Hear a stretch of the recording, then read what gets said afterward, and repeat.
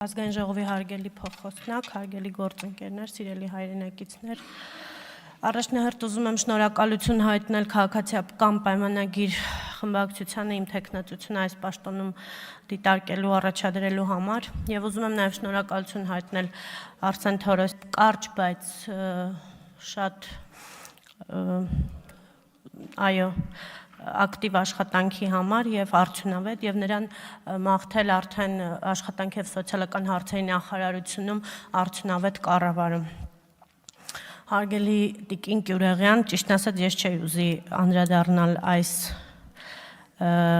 խոսույթին, ես չէի ուզի անդրադառնալ այս հարցին, բայց դուք ինձ ստիպեցիք, որ ես անդրադառնամ այս հարցին եւ ես կանդրադառնամ, ես երբեք իմ աշխատանքային գործունեության ընթացքում չեմ խախտել բժշկական սուբորդինացիայի կանոնները, բայց ես այսօր կխախտեմ ձեր թույլտվությամբ իհարկե բժշկական սուբորդինացիայի կանոնները եւ կասեմ հետեւյալը։ Նախ առաջին հերթին որպես մանկավարժ դուք կասկածի տակ եք դնում միջին մասնագիտական կրթությունը, որին տիրապետում է 16500 բուժքույր Հայաստանի Հանրապետությունում եւ առանց այդ օղակի առողջապահությունը կաթվածահար օղակի կլինի, եթե չլինի այդ օղակը։ Բացի այդ, իսկ ով ասեց, որ բոլորը պետք է ունենան բարձրագույն կրթություն։ Մենք մի կողմից ուզում ենք միջին մասնագիտական կրթությունը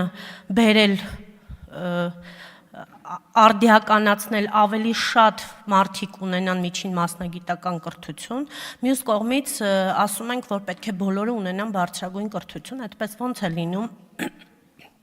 եւ արդյոք մեկը մյուսի հետ կապ ունի,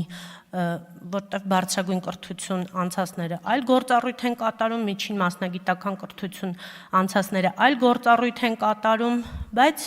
ես հիմա ձեզ կհիշեցնեմ բարձրագույն կրթություն ունեցած 10 էջանի կենսագրություն ունեցած մարդու իմիջիալուց ձեզ շատ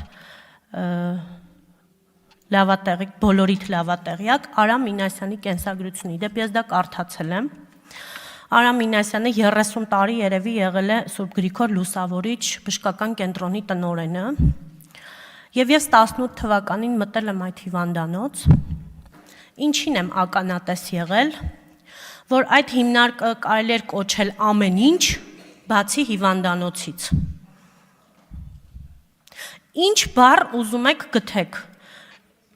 չգիտեմ, մարդկային գիտակցությունը, մարդկային երևակայությունը ինչքան կարող է անսահմանափակ լինել, ինչ ուզում եք գթեք, բայց ոչ հիվանդանոց, դա առողջապահական կենտրոն չի եղել։ Եվ 2.5 տարիների ընթացքում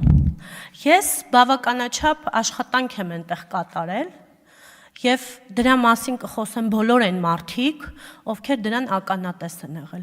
Այս փոքրիկ կենսագրությունը, ինչպես որ դուք նշում եք, այս փոքրիկ կենսագրության հետևում կանգնած է տարիների բազմաչարչար աշխատանք, գիշեր եւ ցերեկ, տարիների բազմաչարչար կրթություն, անընդհատ,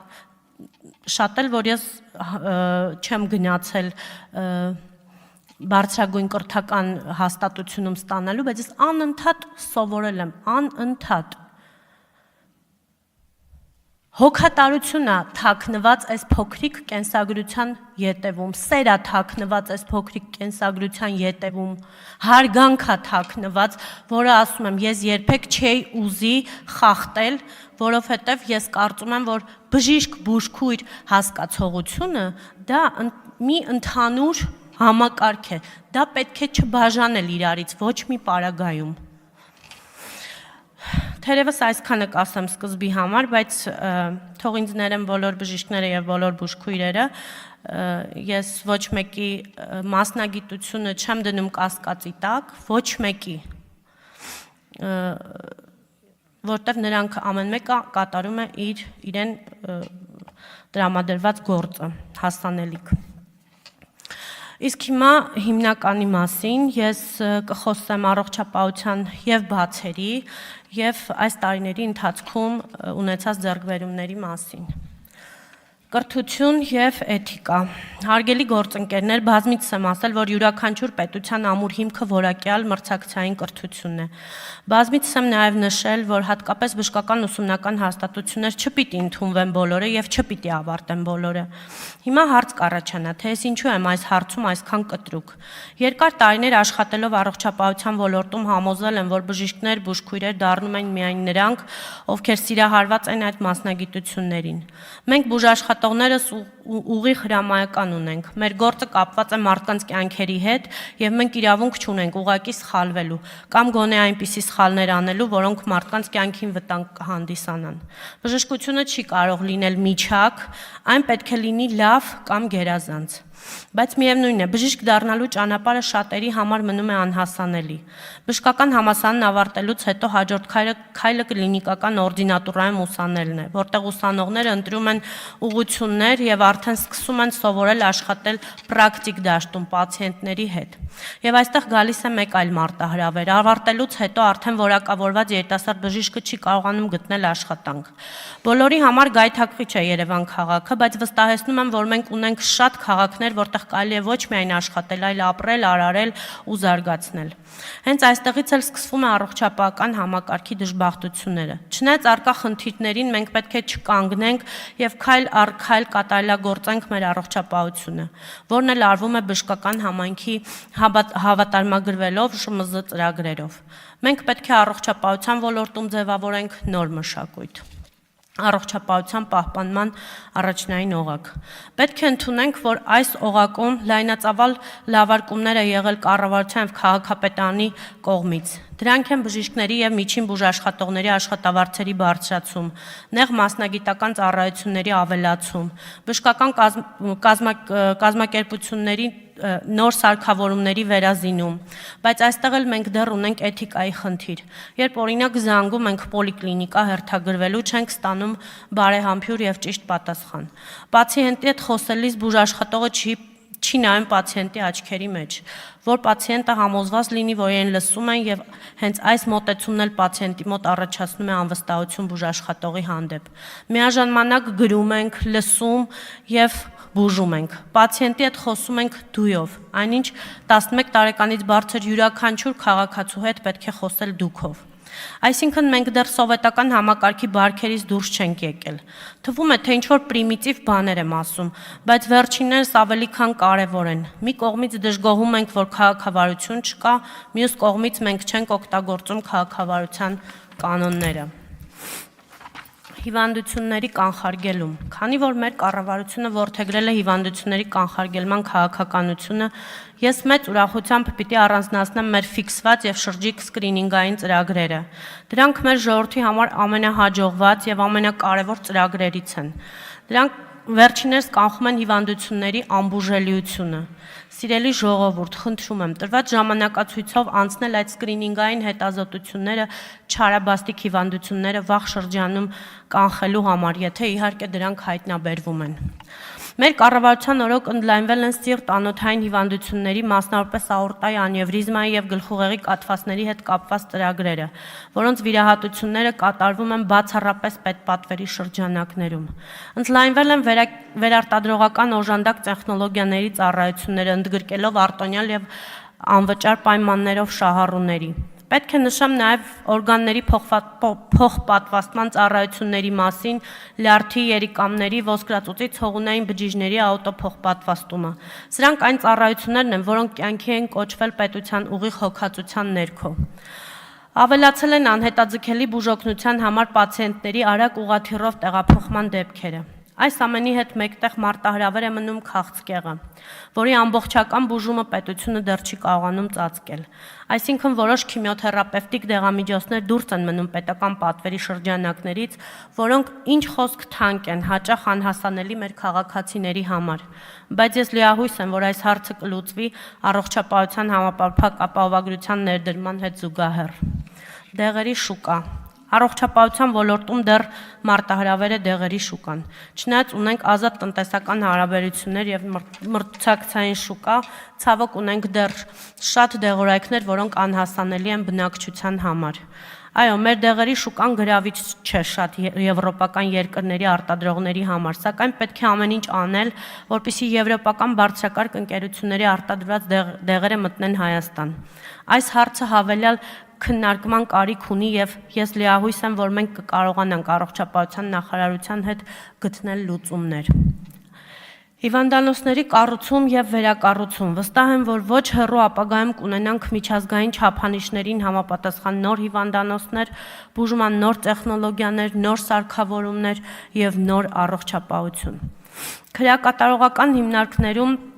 Առողջապահության նախարարությունը նոր մոդել սահմանեց, քրեակատարողական հիմնարկների համար ստեղծելով նոր պայմաններ ամբուլատոր եւ ստացիոնար ծառայություններ ազատազրկված քաղաքացիների համար։ Առաջինը ներդրվեց Արմավիր քրեակատարողական հիմնարկում։ Ստորաբաժանումը հագեցած է դիագնոստիկ եւ լաբորատոր գործիքակազմով եւ 95 մահճակալով։ Վստահ եմ, որ կառավարության ֆինանսավորմամբ այս նոր մոդելը ել ավելի որակյալ բուժօգնություն կմատուցի մեր քաղաքացիներին։ Նպատակահարմար եմ համարում փոքրիկ անդրադարձ կատարել Հայաստանի Հանրապետության առողջապահության ոլորտի ֆինանսավորմանը։ Ներկայումս առողջապահության բնագավառի ծախսերը այնքան շատ չեն, որ կարողանան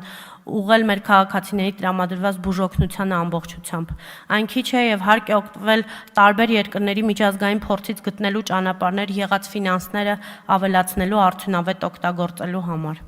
Ներկայումս առողջապահության պետական ֆինանսական միջոցների պակաս լինելն ու գրպանից դուրս կատարվող վճարովի ծախսերի անկառավարելիությունը խոչընդոտում են համակարգի զարգացմանը եւ բժշկական օգնության եւ սպասարկման որակի բարելավմանը։ Նպաստում բազմաթիվ ընտանիքների աղքատացման առողջապահական ծախսերի պատճառով։ Խոչընդոտում բժշկական օգնության եւ սպասարկման ծառայությունների հասանելիության եւ ֆինանսական մատչելիության բարելավմանը։ Ունենալով այս պատկերը վերջին տարիներին առողջապահության ոլորտում նախատեսվում է կատարել բարեփոխումներ, անցնել առողջապահության համապարփակ ապահովագրությանը։ Դրանով նախատեսվում է բարձրացնել առողջապահության բնագավառում ծախսվող գումարների արդյունավետությունն ու նպատակայնությունը եւ բարելավել բժշկական օգնության սպասարկման որակը, ներդնելով առողջապահության ֆինանսավորման համար եկամուտի հավաքագրման կանխավճարային մոդել պետության հաշվարկված համաֆինանսավորման։ Համապարփակ ապահովագրության համակարգը նախատեսում ենք ներդնել փուլային եղանակով։ Առաջին փուլում համակարգում կընդգրկվեն պետության կողմից սահմանված բնակչության խմբերը, այդ թվում նպաստի համակարգում ընդգրկված ընտանիքի անդամներ, հաշմանդամություն ունեցող անձիկ, մինչև 18 տարեկան երեխաներ, բնակչության սոցիալապես անապահով եւ հատուկ խմբերում ընդգրկված այլ անձիկ, սոցիալական փաթեթում ընդգրկված շահառուներ։ Երկրորդ փուլում կընդգրկվեն 63 եւ բարձր տարիքի քաղաքացիները, ինչպես նաեւ պետական հատվածի վարձու աշխատակիցները։ Երրորդ փուլում ապահովագրության համակարգում կընդգրկվեն բոլոր վարձու աշխատողները, ինքնազբաղված անձիկ եւ գյուղատնտեսությունում զբաղվածները։ Ապահովագրության համակարգը լինելու է պետական հիմնադրամի կողմից կառավարվող, մասնավոր ապահովագրության ընկերները ներգրավված չեն լինելու այս գործընթացին։ Պետական հիմնադրամի ծախսերը արտահայտված են լինելու յուրաքանչյուր տարվա բյուջեում, ինչը ազգային ժողովի կողմից վերահսկելի կդարձնի հիմնադրամի գործունեությունը։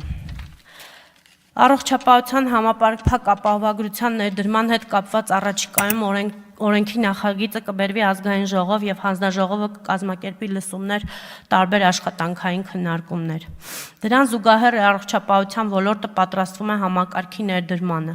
Նախատեսվում է կառուցել եւ վերակառուցել բժշկական հաստատություններ, դրանք համալրել նորագույն սարքավորումներով։ Համակարգի ներդրման նախապատրաստվում է նաեւ ԱԱՊ համակարգը։ Վերանայում են բժշկական համայնքի ֆինանսավորման սխեմաները։ Օրինակ ԱԱՊ համակարգում ներդրնել ֆինանսավորման բոնուսային սխեմա եւ կատարվում են այլ աշխատանքներ։ Հարգելի գործընկերներ, առողջապահության համակարգը այնքան մեծ է, որ առողջապահության մասին անվերջ կարելի է խոսել։